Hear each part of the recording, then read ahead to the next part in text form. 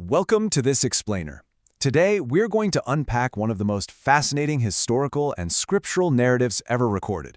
We're going to follow the epic, earth-spanning journeys of an ancient, incredibly powerful, and profoundly just ruler known as Dhul-Qarnayn. His title literally translates to the Two-Horned One, or Conqueror of the East and West, and his legacy is etched into history as a king whose greatness really echoed across the entire known world. But before we track his actual footsteps, we have to look at the massive climax of his story.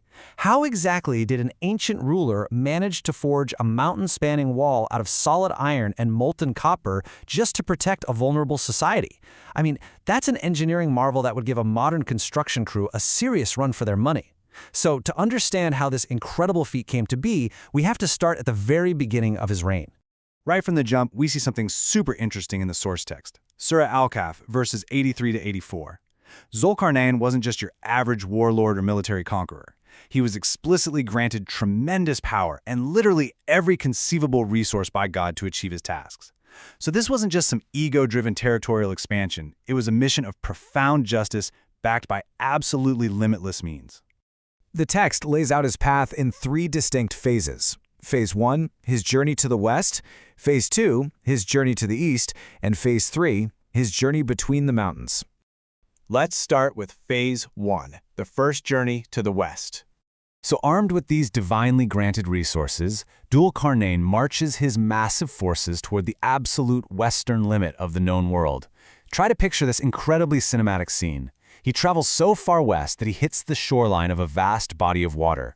And looking out, right at the edge of the horizon, the sun seemingly sinks straight into a dark, muddy spring. It's this incredibly visual, powerful description of the absolute edge of the western landmass. The specific term used here is hamaha, which basically means a natural spring of dark, murky, or muddy water. It's this visually striking geographical phenomenon that marked the absolute boundary of his march. But, it wasn't just the landscape he was dealing with. He actually encountered a specific local society living right there.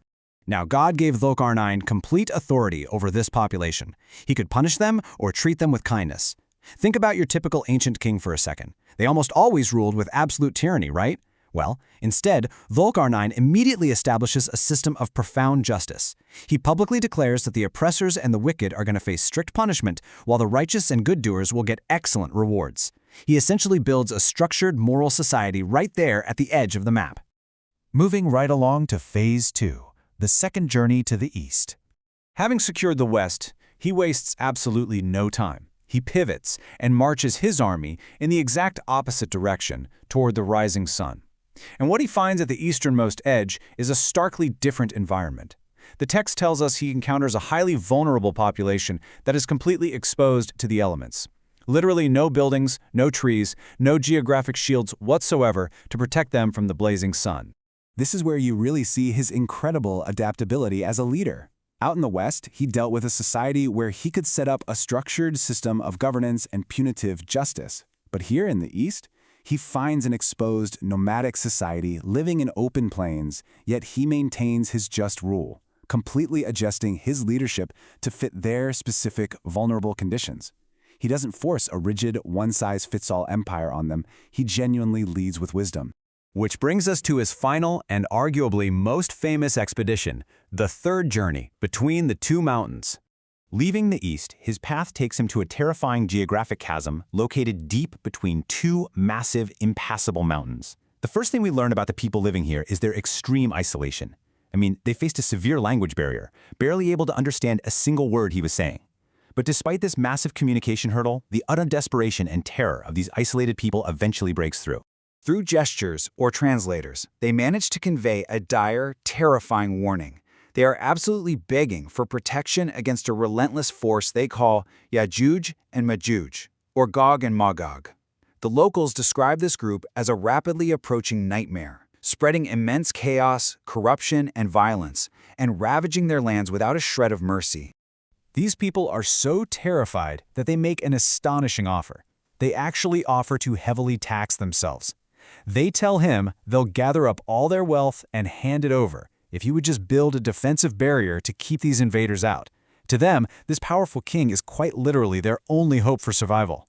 But in a true display of righteous leadership, Dhul-Qarnayn flat out rejects their money. He tells them that the power and authority God has already given him is far better than any tax they could collect.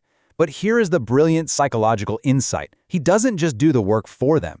He knows that throwing money at a problem doesn't build a resilient society. Working together does. So he unites them by demanding their physical labor, empowering them to solve this crisis with their own hands right alongside him. And that leads us to the construction itself. Engineering the miracle. Forging the Great Wall. So how do you actually engineer a mountain-spanning megastructure back then? It was a literal masterclass in ancient metallurgy. Step 1, he ordered them to fill the entire gap between the two mountain cliffs with massive blocks of iron. Step 2, they blew on colossal bellows, stoking a giant fire until that entire iron structure was glowing red hot. And finally, step 3, he ordered molten copper to be poured directly over the superheated iron. The resulting megastructure was a sheer, towering cliff of metal. The molten copper seeped right into the gaps of the iron, creating an incredibly tough, perfectly smooth alloy. It was way too smooth for Yajuj and Majuj to scale, and far too tough for them to pierce or dig through. Against all odds, this vulnerable society was finally safe. Now, any other king would have carved his name into that wall in massive letters and demanded absolute worship, right? But Dhul-Qarnayn shows ultimate humility. He looks at this unmatched engineering marvel and simply says, "This is a mercy from my Lord." He takes zero credit. In fact, he immediately points out its temporary nature, saying that when the appointed time comes, God will crush this mighty iron wall to dust. And this leaves us with a really powerful final thought to chew on. This guy had the wealth of the world, conquered the East and the West, and built an impenetrable wall of iron. Yet he knew it was all temporary compared to a legacy of justice and faith. So if the greatest physical monuments will eventually crumble to dust, what legacy are we building today that's actually going to endure? Thank you so much for joining me for this explainer. I hope this deep dive into ancient history gave you some great new perspectives today.